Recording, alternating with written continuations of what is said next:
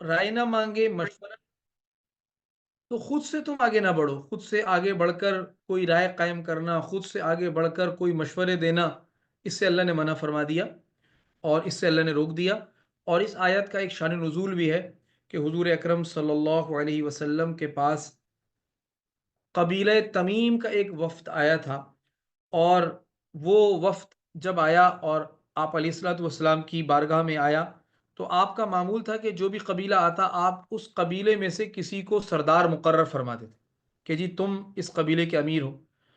ابھی حضور نے کسی کو سرداری کے لیے نہ منتخب کیا تھا نہ مشورہ کیا تھا، تو حضرت ابو بکر صدیق رضی اللہ عنہ نے ان میں جو ایک سمجھدار ساتھی تھے ان کے بارے میں رائے دی کہ ان کو امیر ہونا چاہیے۔ حضرت عمر بن الخطاب رضی اللہ عنہ نے ایک دوسرے سمجھدار ساتھی کے بارے میں فرمایا کہ انہیں امیر ہونا چاہیے، اور دونوں کے پاس اپنے اپنے موقف اور اپنی اپنی رائے پر دلائل تھے۔ تو حضرت ابو بکر اپنی دلائل دینے لگے ان کو اس لیے امیر ہونا چاہیے، حضرت عمر دوسرے ساتھی کے بارے میں دلائل دینے لگے کہ ان کو اس لیے امیر ہونا چاہیے۔ اور جب اس طرح آپس میں گفتگو انہوں نے شروع کی تو تھوڑی سی ان کی آپس کی آواز بلند ہو گئی، اور دلائل دینے میں ایک دوسرے کو قائل کرنے کا اور ایک دوسرے کو اپنی بات سے مطمئن کرنے کا عنصر غالب آ گیا۔ تو اللہ تعالیٰ کو یہ بات اپنے نبی صلی اللہ علیہ وسلم کی مجلس کے حوالے سے وہ مناسب نہ لگی، تو اللہ نے یہ آیات اتاری کہ ایسا نہ کرو۔ نبی کے سامنے جب اللہ اور اس کے رسول کا کوئی معاملہ ہو تو خود سے آگے نہ بڑھو، تو اس سے مراد یہ۔ بعض مفسرین فرماتے ہیں کہ اس آگے بڑھنے سے فزیکل آگے بڑھنا بھی مراد ہے، کہ جب کبھی کہیں چل رہے ہوں اور اللہ کے نبی موجود ہوں تو اللہ کی نبی کی موجودگی میں آگے نہیں چلنا، بلکہ اللہ کے نبی آگے چلتے رہیں، اس کا اہتمام کرنا ہے۔ بہرحال جو پہلی بات ہے اس کے اندر زیادہ مفہوم ہے اور زیادہ اہمیت ہے، اور زیادہ اس کے اندر ہمیں امت کو اس سے سبق ملتا ہے۔ اگلی آیت، یا ایہا الذین آمنوا، اے ایمان والوں، لا ترفعوا اصواتکم، تم بلند نہ کرو اپنی آوازوں کو، فوق صوت النبی، نبی کی آواز کے اوپر، یعنی نبی کی آواز پر اپنی آوازوں کو بلند نہ کرو، ولا تجہروا لہ بالقول، اور بلند آواز سے گفتگو نہ کرو، ولا تجہروا لہ بالقول، یعنی جہر نہ کرو نبی کے سامنے گفتگو میں، نبی کے سامنے گفتگو میں آواز بلند نہ کرو، کجہر بعضکم لبعض، جیسے کہ تم آپس میں ایک دوسرے کے ساتھ بلند آواز میں گفتگو کرتے ہو، ایسا نہ کرو۔ اگر تم نے ایسا کیا، ان تحبط اعمالکم وانتم لا تشعرون، تو تمہارے سارے اعمال وہ ضائع ہو جائیں گے اور تمہیں پتہ بھی نہیں چلے گا، وانتم لا تشعرون۔ تو اس آیت میں بھی اللہ تعالیٰ نے اسی واقعے کی طرف متوجہ فرمایا کہ نبی کی موجودگی میں اپنی آوازوں کو بلند نہ کرو، بلکہ نبی جب ہوں تو اپنی آوازوں کو پس رکھو۔ مفسرین فرماتے جب یہ آیات نازل ہو گئی تو صحابہ اکرام پھر حضور کی مجلس میں اپنی آوازوں کو پست رکھنے کا ایسا اہتمام فرماتے کہ بسا اوقات بات کو دہرانے کی ضرورت پیش آ جاتی، اتنی آہستہ سے بولتے کہ سمجھ میں نہ آتی، اور پھر ریکویسٹ کی جاتی، درخواست کی جاتی کہ جی ذرا بلند آواز سے فرمائیں، تو پھر بلند آواز سے وہ فرماتے۔ تو یہ بھی ایک دوسرا اصول ہے کہ نبی کریم صلی اللہ علیہ وسلم کے سامنے اپنی آوازوں کو بلند نہ کیا جائے، ولا تجہروا لہ بالقول، اور نہ زور سے بولا جائے لہو نبی کے سامنے، بالقولی گفتگو میں۔ یہ دونوں اصول اس آیت میں بیان ہو گئے، تین اصول گویا ہو گئے۔ پہلا اصول لا تقدموا بین یدی اللہ، اور دوسری لا ترفعوا اصواتکم، اور تیسرا ولا تجہروا لہ بالقول کجہر بعضکم لبعض۔ تو یہ اصول بیان ہو گئے۔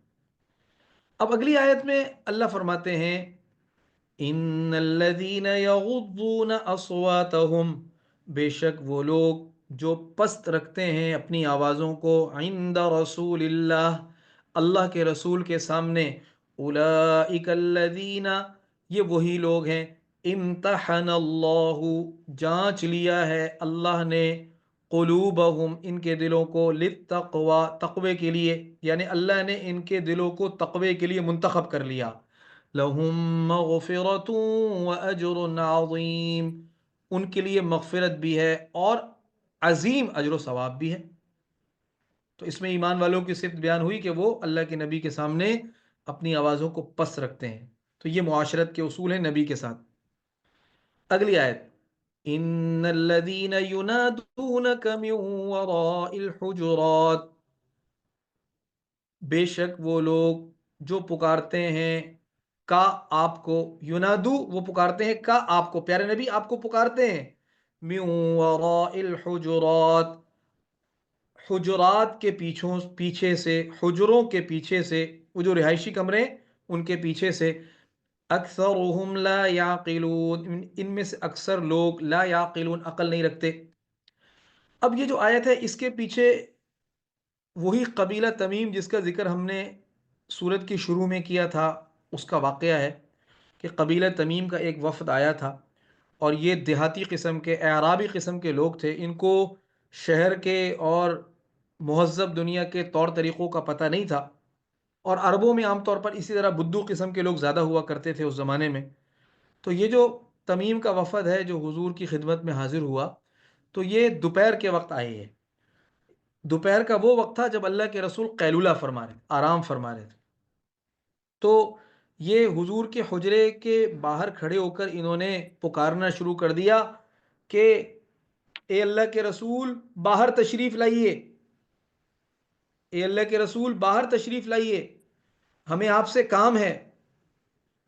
تو انہوں نے باہر حجرے کے پیچھے سے کھڑے ہو کر اللہ کے رسول صلی اللہ علیہ وسلم کو پکارا، اور یہ پکارنا اللہ کو پسند نہ آیا، اور اللہ نے امت کی تنبیہ کے لیے اور امت کو سمجھانے کے لیے اللہ نے یہ فرمایا کہ اس طرح یہ جو لوگ آئے تھے ان کو پکارنا نہیں چاہیے تھا، ان میں سے اکثر لوگوں کو عقل نہیں تھی۔ اب کرنا کیا چاہیے تھا؟ وہ اگلی آیت میں اللہ فرماتے ہیں وَلَوْ أَنَّهُمْ صَبَرُوا، اور اگر یہ لوگ صبر کرتے، حَتَّى تَخْرُجَ، یہاں تک کہ آپ نکل آتے، الیہم ان کی طرف، یعنی یہ صبر کرتے اور حضور آرام فرماتے، اپنی جو بھی ضرورت تھی کھانا پینا اس سے فارغ ہو کر خود سے باہر تشریف لاتے، لَكَانَ خَيْرًا لَهُمْ، تو یہ ان کے حق میں بہتر ہوتا۔ یعنی اگر جب یہ دوپہر کے وقت پہنچے تھے تو ان کو حجرے کے باہر سے آ کر پکارنا نہیں چاہیے تھا، بلکہ ان کو یہ چاہیے تھا کہ یہ صبر کرتے یہاں تک کہ حضور خود استراحت سے فارغ ہوتے، قیلولہ سے فارغ ہوتے، باہر تشریف لاتے، ان سے ملتے تو یہ مل لیتے۔ تو ان کو اس طریقے سے حجرے کے باہر سے کھڑے ہو کر آوازیں نہیں دینی چاہیے تھی، پکارنا نہیں چاہیے تھا۔ واللہ غفور الرحیم، اور اللہ تعالیٰ بڑے مغفرت فرمانے والے اور بڑے مہربان ہیں۔ تو یہاں تک وہ 5 آیت جس میں امت کو اپنے نبی کے ساتھ کیا معاشرت اختیار کرنی ہے اس پر اللہ نے گفتگو فرمائی۔ اب اس میں اگلی بات یہ ہے ان 5 آیات میں کہ جی یہ تو ان آیات کا تعلق تو حضور کے زمانے سے ہوا جب حضور دنیا میں تشریف فرما تھے۔ اب جب حضور دنیا سے پردہ فرما چکے ہیں اور حضور اکرم صلی اللہ علیہ وسلم کی اس زمانے کی طرح کی جو مجلس اب وہ موجود نہیں ہے، تو اب ان آیات سے عصر حاضر میں ہمیں کیا سبق ملتا ہے؟ ان آیات کے اندر امت کے لیے اپنے نبی کے ساتھ معاشرت کی کیا ہدایات ہیں؟ تو اس کا جواب یہ ہے، مفسرین فرماتے ہیں کہ ان 5 آیات کے اندر اللہ تعالیٰ نے اگرچہ نبی اکرم صلی اللہ علیہ وسلم کے رتبے کو اور آپ کی شان کو بیان کیا، لیکن ضمناً جو کوئی بھی اللہ والا ہو، بزرگ ہو، شیخ ہو، مربی ہو، اس کی مجلس کے اندر بھی ان آداب کی رعایت رکھنی چاہیے، اور وہاں بھی زور سے بولنا، بے ادبی کرنا، پکارنا، ان سے اللہ نے منع فرمایا۔ دوسرا اہم سبق ہمیں اس سے یہ ملتا ہے کہ یہ جن آداب کے بارے میں اللہ نے حضور کی زندگی میں جن کی تاکید فرمائی ہے، حضور کے دنیا سے پردہ فرمانے کے بعد حضور کے روضہ اقدس پر حاضری کے وقت بھی انہی آداب کی رعایت ضروری ہے جن آداب کے حوالے سے اللہ نے سورہ حجرات کی ان 5 آیات میں امت کو ہدایات فرمائی ہیں۔ ان تمام آداب کی رعایت وہ ضروری ہے۔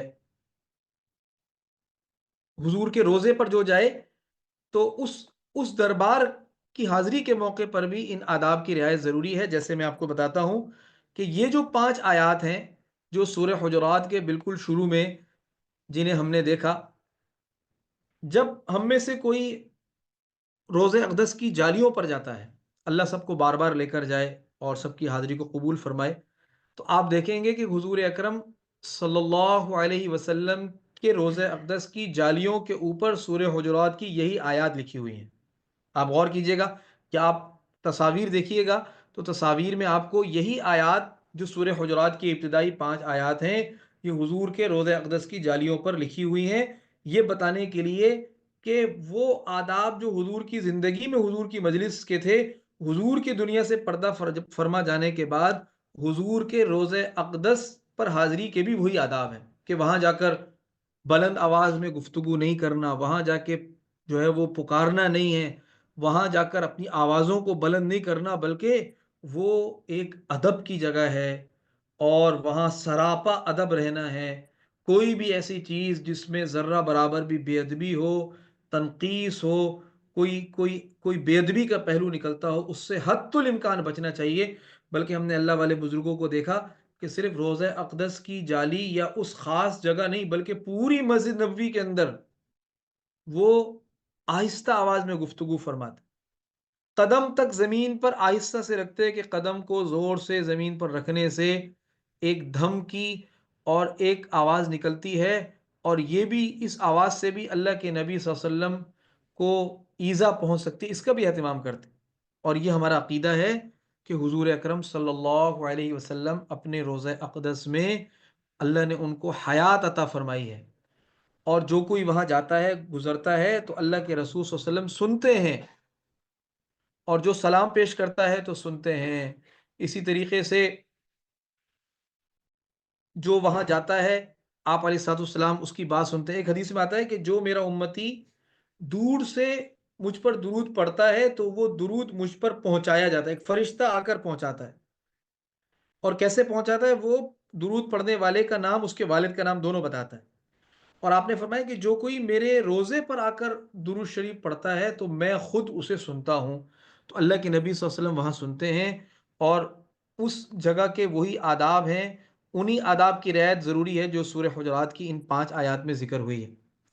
تیسرا اس سے ہمیں یہ فائدہ ملتا ہے، مفسرین فرماتے ہیں کہ حضور اکرم صلی اللہ علیہ وسلم کی جو احادیث مبارکہ ہیں، جو حضور کا کلام ہے جس کو ہم حدیث کہتے ہیں، تو حدیث کی مجلس کے بھی وہی آداب ہیں. جو مجلس حدیث ہو، وہ مجلس جس میں حضور کے ارشادات پڑھ کر سنائے جا رہے ہوں، تو اس مجلس کے بھی وہی آداب ہیں جو حضور کی زندگی میں حضور کی مجلس کے آداب تھے. اس لیے کہ اس مجلس میں حضور کا کلام پڑھا جا رہا ہے، اس مجلس میں حضور کی زبان اقدس سے جاری شدہ کلمات اور الفاظ کو انہی الفاظ میں بیان کیا جا رہا ہے.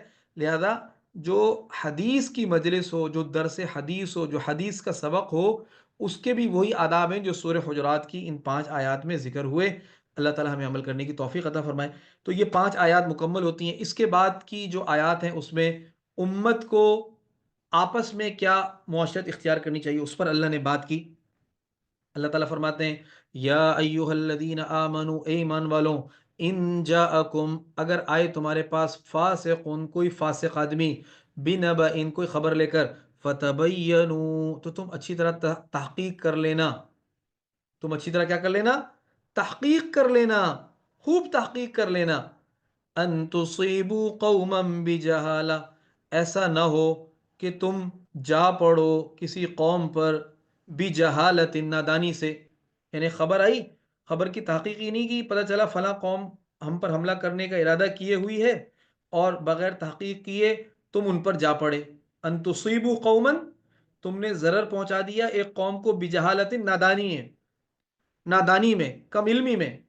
فَتُصْبِحُوا عَلَى مَا فَعَلْتُمْ نَادِمِينَ، پھر تم ہو گئے عَلَى مَا فَعَلْتُمْ، اپنے کیے پر، نادمین، پشیمان، بعد میں افسوس ہو رہا ہے کہ نہیں جی ہمیں تو ان کو مارنا نہیں چاہیے تھا، بات ایسی نہیں ایسی تھی. تو اللہ فرما رہے ہیں اس لیے پہلے ہی تحقیق کر لیا کرو، پہلے ہی تحقیق کر لیا کرو. تو اس آیت کی شان نزول میں بھی ایک واقعہ ہے کہ حضور اکرم صلی اللہ علیہ وسلم نے ایک صحابی حضرت ولید ابن عقبہ کو قبیلہ بن المستلق کی طرف زکوٰۃ کی وصولی کے لیے بھیجا کہ جا کر زکوٰۃ ان سے وصول کر لی جائے. وہ قبیلہ نئے نئے مسلمان ہوا تھا. جب حضرت ولید وہاں پہنچے تو وہ لوگ حضرت ولید کے استقبال میں جمع ہوئے.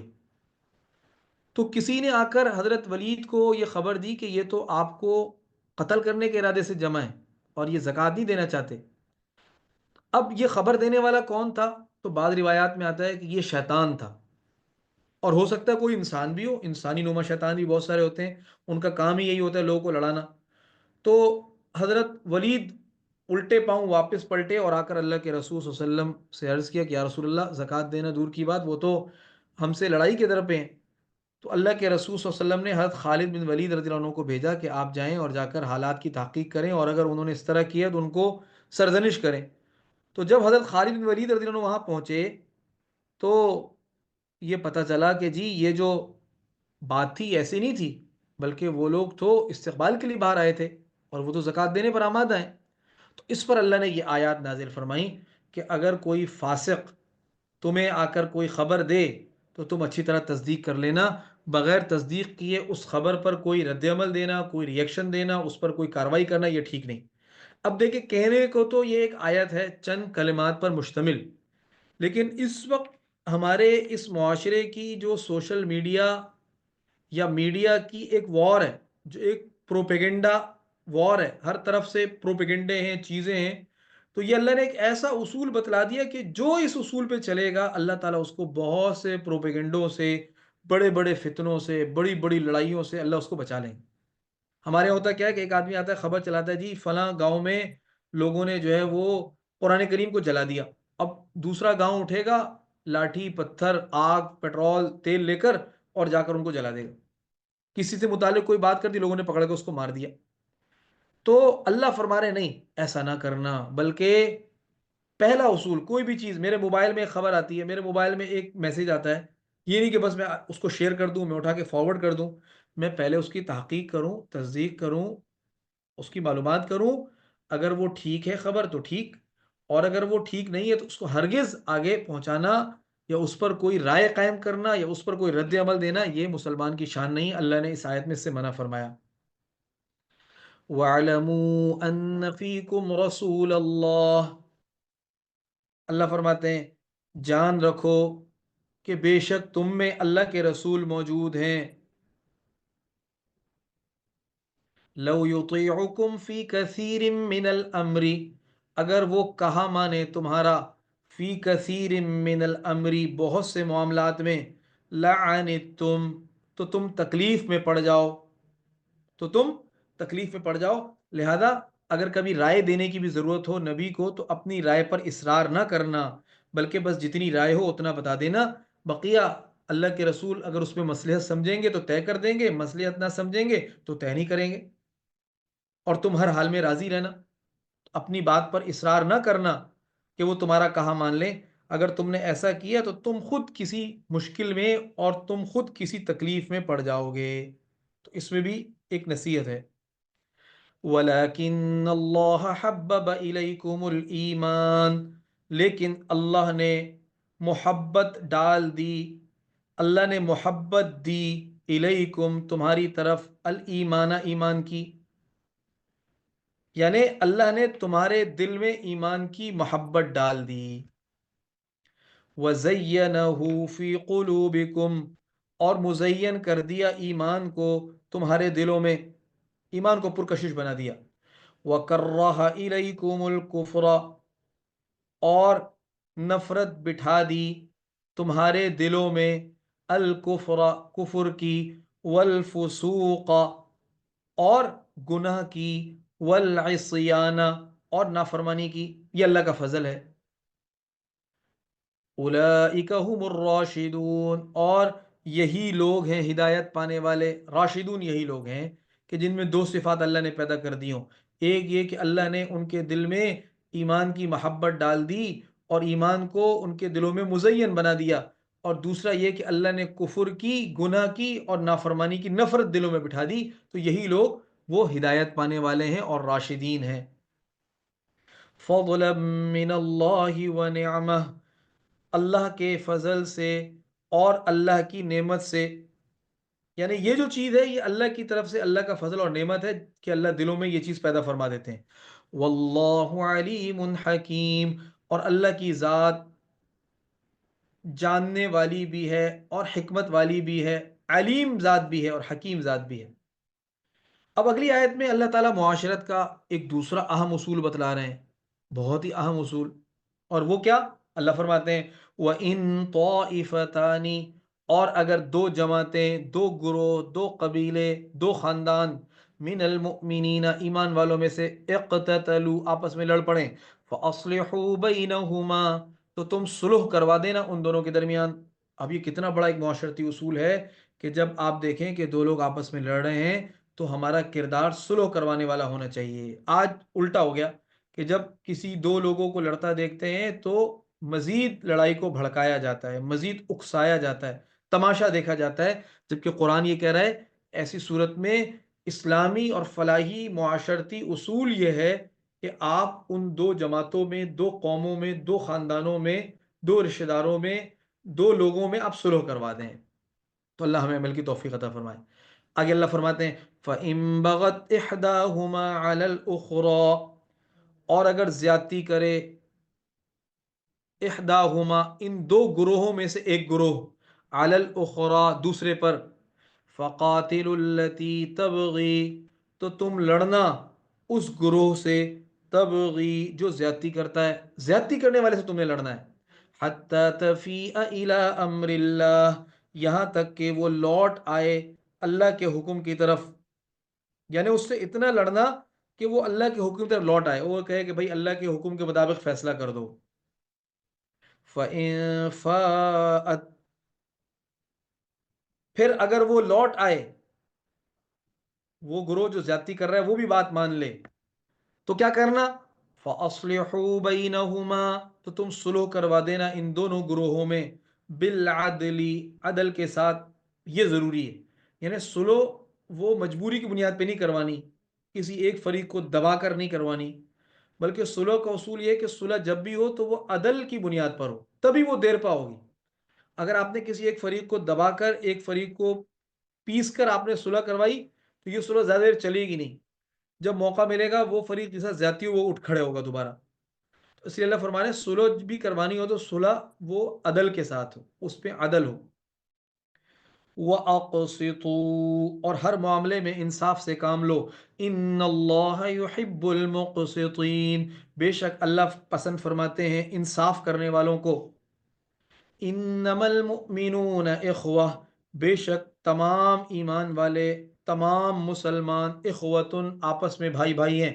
فاصلحوا بین اخویکم لہذا تم صلح کروا دو، بین اخویکم دو بھائیوں کے درمیان.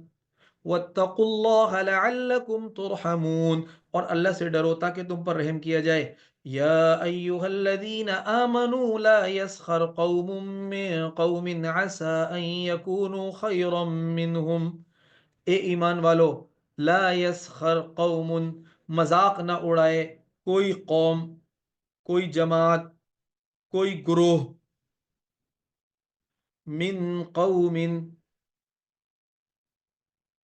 دوسری قوم کا، یعنی ایک قوم دوسری قوم کا مذاق نہ اڑائے، ایک گروہ دوسرے گروہ کا مذاق نہ اڑائے.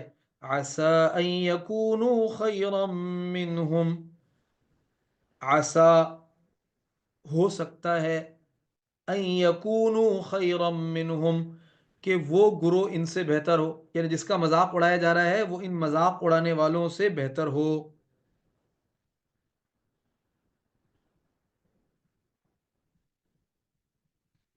ولا نساء من نساء اور نہ مذاق اڑائیں عورتیں دوسری عورتوں کی، دوسری عورتوں کا مذاق نہ اڑائیں.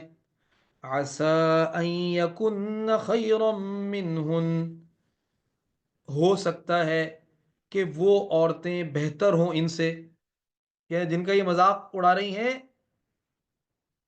وہ عورتیں ان مذاق اڑانے والیوں سے بہتر ہوں، تو اس لیے ایک دوسرے کا مذاق نہیں اڑانا چاہیے. ولا تلمزوا انفسکم اور تم تانے نہ دو ایک دوسرے کو. تانے دینے سے دیکھیں اس آیت میں کافی سارے اصول بیان ہوئے. پہلا اصول یہ کہ ایک قوم دوسری قوم کا مذاق نہ اڑائے. ہمارے یہاں بہت سارے لطیفے قوموں پر بنے ہوئے ہیں. ایک خاص قوم سے متعلق لطیفہ بنا لیتے ہیں، اس قوم کا مذاق اڑاتے ہیں. ایک خاص نسل کے حوالے سے، ایک خاص جماعت کے حوالے سے، ایک خاص گروپ کے حوالے سے. اس سے اللہ نے منع کیا. عورتیں بھی ایک دوسرے کا مذاق نہ اڑائیں. اگلا حکم، اگلا اصول، وَلَا تَلْمِزُوا أَنفُسَكُمْ، اور تم ایک دوسرے کو تانے نہ دو. ایک دوسرے کو تانے نہ دو، ایک دوسرے میں عیب نہ نکالو. تیسرا اصول، وَلَا تَنَابَزُوا بِالْأَلْقَابِ، اور تم ایک دوسرے کو نہ چڑھاؤ برے القاب سے. ایک دوسرے کو برے القاب سے نہ پکارو. وَلَا تَنَابَزُوا بِالْأَلْقَابِ، ایک دوسرے کو برے القاب سے نہ پکارو. او کالے، او گورے، او کنجوس، او فلاں. تو اللہ تعالیٰ منع فرما رہے ہیں، اگر جب لوگ ایک دوسرے کو برے القاب سے پکاریں گے تو معاشرہ خراب ہو جائے گا. اس لیے قرآن ہمیں کہتا ہے کہ کسی کو برے لقب سے نہیں پکارنا. ہمارے یہاں یہ بہت چیز عام ہو گئی، لوگ ایک دوسرے کو برے القاب سے پکارتے ہیں. بئس الاسم الفسوق بعد الایمان، برا ہے گناہ کا نام لگنا بعد الایمان، ایمان لانے کے بعد. یہ بڑی بری بات ہے کہ ایمان لانے کے بعد گناہ کا نام آپ لگا رہے ہیں، برا نام آپ لگا رہے ہیں. یہ اچھی بات نہیں ہے.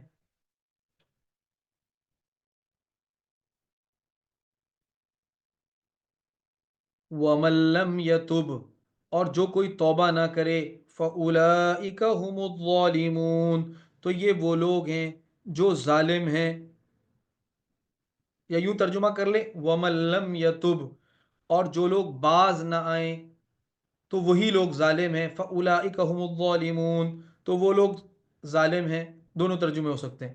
تو اللہ تعالی ہمیں ان برے معاشرتی اصولوں سے، ان بری عادات سے بچائے اور صحیح اصولوں پر عمل کرنے کی توفیق عطا فرمائے. اگلی آیت، یا ایھا الذین آمنوا، اے ایمان والوں، اجتنبوا، تم بنو بچو، اجتنبوا بچو، کثیرا من الظن، بہت سے گمانوں سے، یعنی بدگمانی سے.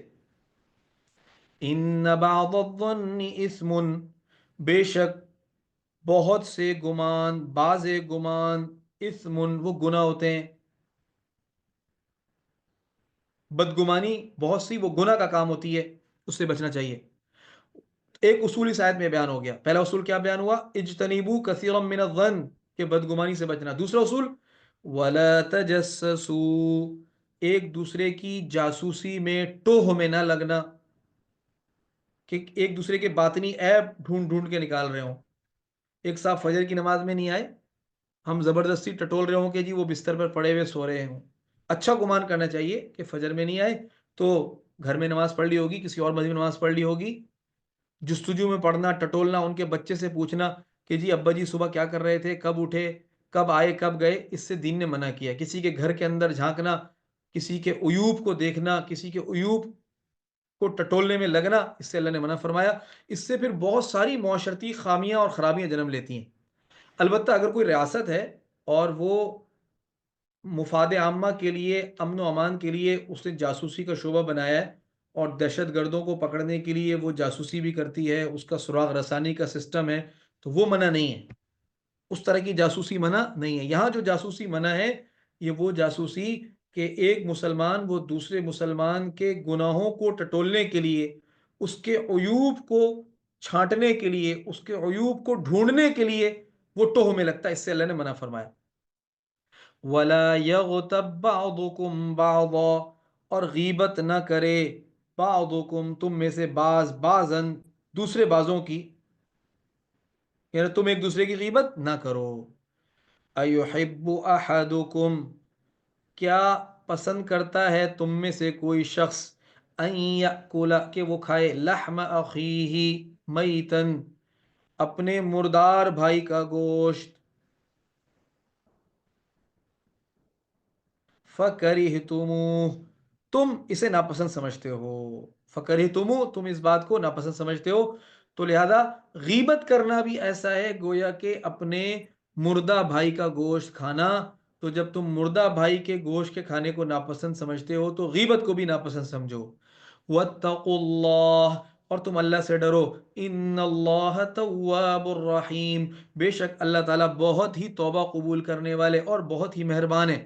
یا ایھا الناس انا خلقناکم من ذکر وانثی، اے انسانوں بے شک ہم نے پیدا کیا تمہیں ایک مرد سے وانثی اور ایک عورت سے، یعنی حضرت آدم علیہ السلام اور حضرت حوا سے ہم نے تم کو پیدا کیا.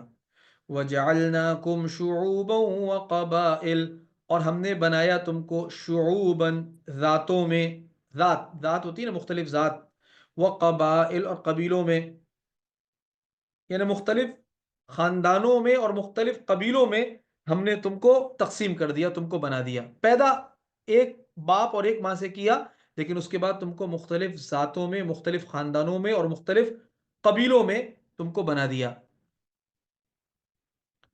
کیوں بنا دیا؟ لِتَعَارَفُوا، تاکہ تم ایک دوسرے کو پہچان لو، تاکہ تم ایک دوسرے کی شناخت کر سکو. یعنی اللہ یہ فرما رہے ہیں کہ یہ جو ہم نے مختلف قوم، وطن، علاقے میں تم کو تقسیم کر دیا وہ تعارف کے لیے، کہ دنیا میں 6 ارب انسان ہیں. اگر آپ کہیں جاتے ہیں کوئی آپ سے پوچھے کہ جی آپ کہاں سے آئے تو آپ بتا سکیں جی میں پاکستان سے آیا ہوں. پاکستان میں کہاں سے؟ کراچی سے آیا ہوں.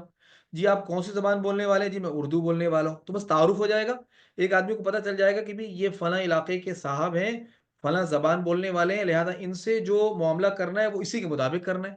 اگر کوئی سندھی زبان بولنے والا ہے تو اسے سندھی والا رویہ اختیار کرنا ہے، کوئی پشتو بولنے والا ہے تو پشتو والا رویہ اختیار کرنا ہے. ہر زبان کی پسند ناپسند الگ الگ ہیں اور ہر زبان کی چاہتیں الگ الگ ہیں. کوئی کوئی زبان والے چائے کو پسند کرتے ہیں، کوئی زبان والے پان کو پسند کرتے ہیں، کوئی زبان والے کسی اور چیز کو پسند کرتے ہیں. تو یہ جو قوم اور قبیلے میں اللہ نے تقسیم کیا وہ تعارف کے لیے، اور تعارف اس لیے کہ جب تعارف ہوگا تو اسی کے مطابق معاملہ اور برتاؤ ہو جائے گا. بس یہ مقصد ہے. بقیہ اس کے علاوہ کوئی کسی ذات کا اوپر ہونا، کسی ذات کا نیچے ہونا، کسی قوم کا اعلیٰ ہونا، کسی کا ادنا ہونا، یہ مراد نہیں.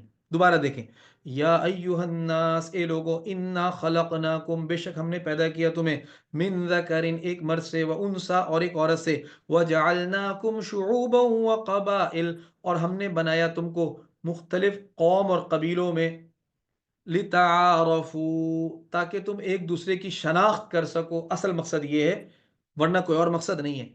ان اکرمکم عند اللہ اتقاکم، بے شک تم میں سب سے مکرم، سب سے معزز، سب سے عزت والا، عند اللہ، اللہ کی نظر میں وہ ہے، اتقاکم، جو تم میں زیادہ متقی ہو، جو تم میں سب سے بڑا پرہیزگار ہو، جو تم میں سب سے زیادہ متقی ہو، وہی اللہ کی نظر میں سب سے شریف ہے، وہی اللہ کی نظر میں سب سے عزت والا ہے. اللہ کیا اگر عزت کا کوئی معیار ہے تو وہ قوم قبیلہ نہیں ہے کہ جی فلاں زبان والے عزت والے ہیں، فلاں والے امریکہ والے عزت والے ہیں جی، اور افریقہ والے ذلت، نہیں، ایسا کچھ نہیں. اللہ کے ہاں اگر عزت شرف کا کوئی معیار ہے تو وہ تقوی ہے. جو جتنا بڑا متقی ہوگا اللہ کی نظر میں وہ اتنا زیادہ معظم، معزز اور عزت اور شرف والا ہوگا. ان اللہ علیم خبیر، بے شک اللہ تعالی جاننے والے بھی ہیں، خبیر اور باخبر بھی ہیں.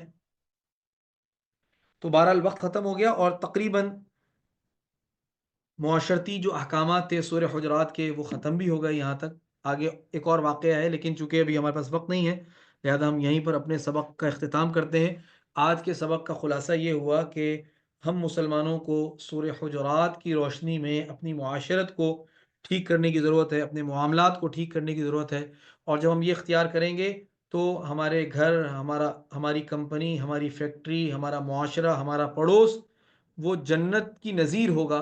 امن و استحکام ہوگا، خوشیاں ہوں گی اور ایک دوسرے کی عزت ہوگی، دلوں میں گنجائش ہوگی، ساری چیزیں پیدا ہو جائیں گی جب ہم ان اصولوں پر عمل کریں گے. اللہ تعالیٰ عمل کرنے کی توفیق عطا فرمائے. الحمدللہ ہمارا یہ جو کورس اختتام پذیر ہوا. آپ حضرات نے بہت ہمت کی اور بہت اہتمام سے شریک ہوئے. میں آپ تمام حضرات کا شکر گزار بھی ہوں، اور میں آپ حضرات کو اس کی دعوت بھی دیتا ہوں کہ الحمدللہ ہمارے اور بھی کورسز ہوتے ہیں. رمضان المبارک جیسے شروع ہوگا تو 30 دن کا ایک کورس ہے ہمارا تذکیر بالقرآن کورس، جس میں روزانہ 1 گھنٹے قرآن کریم کی تفسیر اور قرآن کریم کا ترجمہ جو ہے وہ پڑھ کر لوگوں کو سنایا جائے گا، جس سے یہ سبق ہوتا ہے ویسے وہ بھی سبق ہوگا۔ تو تذکیر بالقرآن کورس جو ہے اس کے اندر آپ حضرات اہتمام سے اپنے آپ کو انرول کروائیں، اس کے اشتہارات آئیں گے۔ اسی طریقے سے ہمارا ایک شعبہ الاحسان کورسز کے نام سے، جس میں آن کیمپسز کلاسز ہوتی ہیں، اس میں 2 سال علوم القرآن کورس ہے، 2 سال میں مکمل قرآن کا ترجمہ تفسیر ہے۔ اس کے علاوہ حدیث کا ایک کورس ہے، فقہ کا 1 سال کا کورس ہے، تو یہ ہم اس میں اپنے آپ کو انرول کروائیں۔ اور اسی طریقے سے جامعۃ الرشید کا ایک 4 سالہ کلیت الشریعہ کورس ہے، جس میں گریجویٹ اور پوسٹ گریجویٹ لوگ وہ مکمل عالم دین بن سکتے ہیں، تو وہ بھی ایک آپ حضرات کے لیے ایک اچھی اپرچونٹی ہے۔ اور رمضان کے اندر اس کے داخلے ہوتے ہیں، اس میں آپ اپنے آپ کو انرول کروا سکتے ہیں۔ تو یہ کچھ دین سیکھنے کی، قرآن حدیث سیکھنے کی شکلیں ہیں۔ اللہ تعالی ہم سب کو عمل کرنے کی توفیق عطا فرمائے۔ فیڈ بیک بھی اس کورس کے حوالے سے جو بھی ہو وہ آپ دے سکتے ہیں۔ آپ کے فیڈ بیک کو اور آپ کی طرف سے جو تجاویز ہوں گی اس کو ہم قدر کی نگاہ سے دیکھتے ہیں۔ اللہ عمل کی توفیق عطا فرما دے۔ جزاکم اللہ خیر۔ دعا کر لیتے ہیں۔ سبحان اللہ والحمد للہ ولا الہ الا اللہ واللہ اکبر ولا حول ولا قوة الا باللہ العلی العظیم۔ سبحان اللہ وبحمدہ عدد خلقہ ورضا نفسہ وزینت عرشہ ومداد کلماتہ۔ اللهم لا نحصي ثناء عليك أنت كما أثنيت على نفسك. اللهم يا مقلب القلوب ثبت قلوبنا على دينك. اللهم يا مصرف القلوب صرف قلوبنا على طاعتك. یا اللہ یہ جو ہم نے کورس کیا ہے ترجمہ نماز کورس، یا اللہ اس سے ہم سب کو مستفید فرما دیجیے، ہماری نمازوں کو جاندار اور شاندار بنا دیجیے۔ یا اللہ نمازوں میں جو ہم پڑھتے ہیں اس میں دھیان نصیب فرما دیجیے، ترجمہ سمجھنے کی، آگے سمجھانے کی توفیق عطا فرما دیجیے۔ یا اللہ نمازوں کے ذریعے سے اپنے خزانوں سے لینے والا ہمیں بنا دیجیے۔ یا اللہ پوری امت کو نمازوں پہ کھڑا فرما دیجیے۔ اور یا اللہ جو ہم نے اس میں قرآن کریم کی چند صورتوں کی تفسیر دیکھی آئے اور ترجمہ دیکھا، یا اللہ اس پر بھی عمل کرنے کی توفیق عطا فرما دیجیے۔ جتنے لوگ شریک ہوئے ان سب کے علم میں، ان کے وقت میں، ان کی صلاحیتوں میں یا اللہ برکت عطا فرما دیجیے۔ یا اللہ ان کو اسی طریقے سے علم دین سیکھنے کی توفیق عطا فرما دیجیے، ان کی صلاحیتوں میں اضافہ فرما دیجیے۔ یا اللہ جتنے اساتذہ نے پڑھایا یا اللہ ان سب کی زندگیوں میں برکت عطا فرما دیجیے۔ بڑے جن ہمارے ماڈریٹر ساتھی ہیں، بیچ میں ہمارے والنٹیئر ساتھی ہیں جو اس پورے کورس کو مینیج کرتے ہیں، واٹس ایپ گروپس میں کورس کے لنکس چلاتے ہیں اور سارے کام کرتے ہیں، زوم میٹنگ کا اہتمام کرتے ہیں۔ اللہ تعالیٰ ان تمام ساتھیوں کو، ان تمام والنٹیئرس کو دنیا آخرت میں اس کا بہترین بدلہ عطا فرمائے۔